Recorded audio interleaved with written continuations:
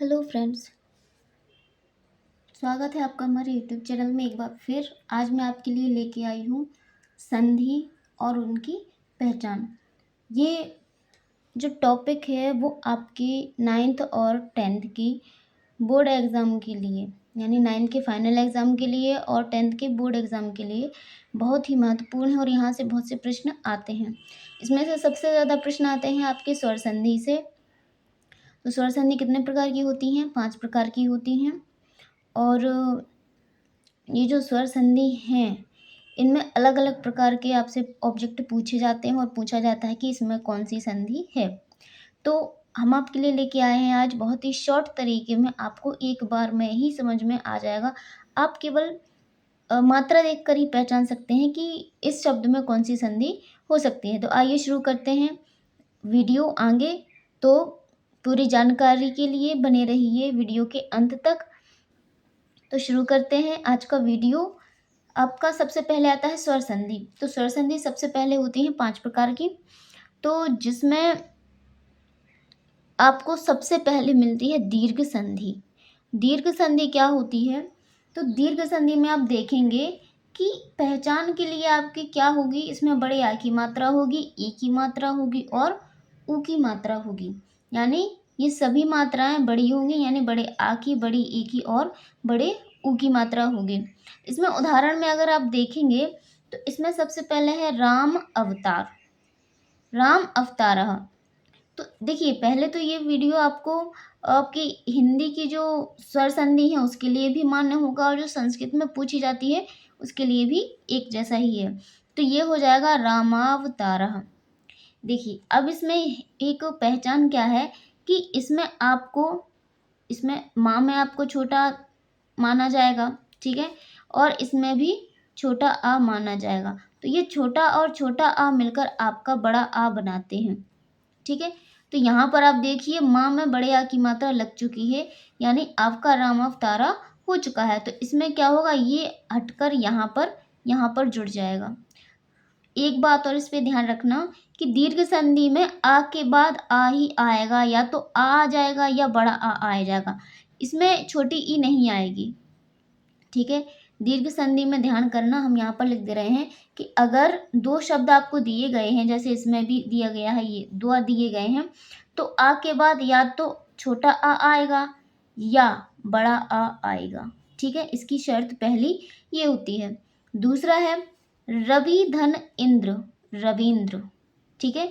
तो रविंद्र में आपकी यहाँ पर बड़ी की मात्रा लगी है, लेकिन यहाँ पर छोटी की मात्रा है और यहाँ पर भी आपकी छोटी की मात्रा है।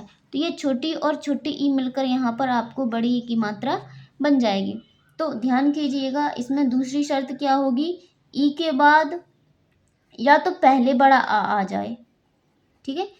देखिए यहाँ पे क्या होगी, या तो बड़ी ई आ जाए या छोटी ई आ जाए, सॉरी छोटी ई आ जाए, ठीक है। इसके अलावा दूसरे पक्ष में या तो छोटी ई आ जाए या बड़ी ई आ जाए। कभी कभी ये होता है कि बड़ी ई और बड़ी ई दोनों तरफ आ जाती है, फिर भी इसको हम बड़ी ई ही मानते हैं। तो इसमें ध्यान देना, जहाँ पर आपको जैसे पूछ लिया रविंद्र में कौन सी संधि है, तो आपको बड़ी ई की मात्रा ध्यान करना है, ठीक है। अगर बड़ी ई की मात्रा लगी है यानी इसमें दीर्घ संधि होगी। इसमें तीसरा है भानुधन उदय, भानुदय। तो ध्यान से देखिए, इसमें छोटे ऊ की मात्रा है और इसमें भी छोटे ऊ, इस पद को देखा जाता है, ठीक है। तो इसमें छोटे ऊ की मात्रा है, इसमें भी छोटे ऊ की मात्रा है, तो ये बराबर हो जाएगी बड़े ऊ की मात्रा। देखिए इन तीनों में आ के बाद आ आया है, ई के बाद ई आई है और ऊ के बाद ऊ आया है। तो इसमें तीसरा पॉइंट ये बन जाएगा, या तो छोटा ऊ आए या बड़ा ऊ आए। इसके बाद दूसरे पक्ष में या तो छोटा ऊ होगा या बड़ा ऊ होगा, यानी समान होने चाहिए और स्वर होने चाहिए। तो आप ध्यान से देखिए, बड़े आ की मात्रा जो हमने यहाँ पर लिखी है, बड़े आ की मात्रा होनी चाहिए, बड़ी ई की मात्रा होनी चाहिए और बड़े ऊ की मात्रा होनी चाहिए। अगर ये तीन मात्रा हैं तो समझो वो दीर्घ संधि मानी जाएगी। अगला टॉपिक आएगा आपका गुण संधि। तो गुण संधि क्या है?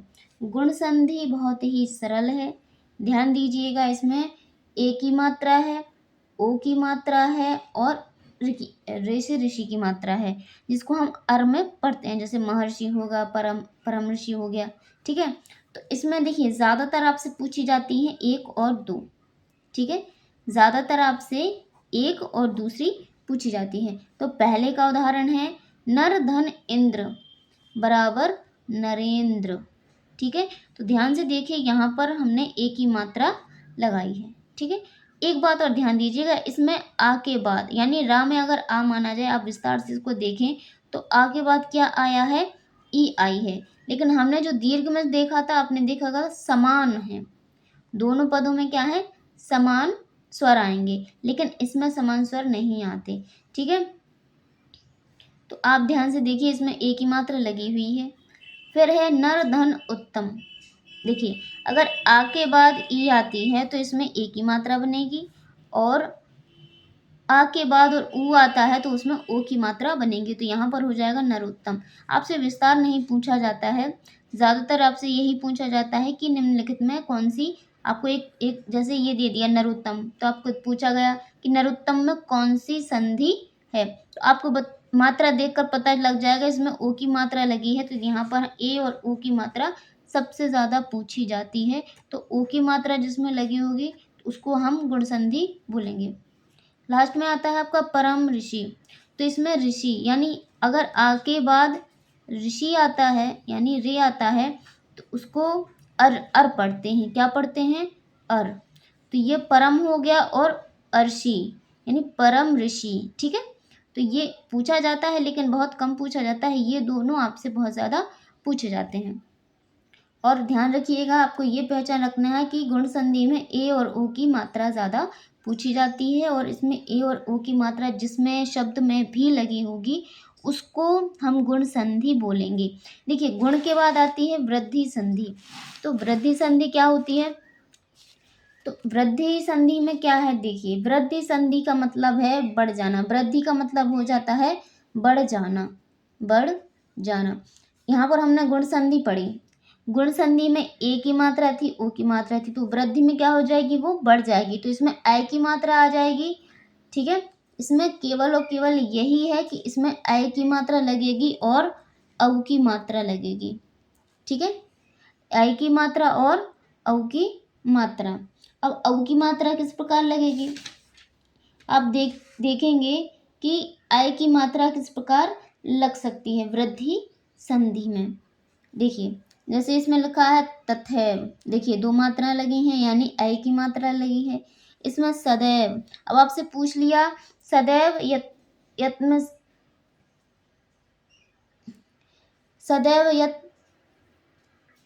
यत्सिमन पदे कहा संधि अस्ति, यानी कि निम्नलिखित पद में कौन सी संधि है, तो आपको ये शब्द दे दिया गया सदैव, तो आपसे पूछ लेगा सदैव शब्द में कौन सी संधि है, तो आपको केवल ये दो मात्राएं देख लेनी है और ध्यान करना है कि हमने वृद्धि संधि में ये दोनों पढ़ी थी, तो जिसमें ये दोनों मात्राएं लगी होंगी, जैसे इसमें जलोद है, ठीक है, तो इसमें औ की मात्रा आपकी लगी हुई है। ठीक है, तो ये मात्राओं का ध्यान करके आप वृद्धि संधि की पहचान कर सकते हैं। इसके बाद आती है आपकी यण संधि। यण संधि की पहचान हम कैसे करेंगे, तो देखिए यण संधि में क्या होता है, हमेशा आधा अक्षर आता है। ज़्यादातर मैक्सिमम एग्जाम्पल में आपसे पूछा जाता है कि इस शब्द में कौन सी संधि है, तो यण संधि अगर हम याद रखेंगे तो हमें ध्यान रखना है आधा अक्षर। यदि देखिए मध्यवरी में आधा अक्षर है, पितृक्षा में आधा अक्षर है, ये बीच में दिया गया है, तो जिस किसी भी उदाहरण में आपको आधा अक्षर दिखाई देता है तो उसमें क्या कौन सी संधि होती है, यण संधि आपकी होती है। अब लास्ट वाली है आपकी अयाधि संधि।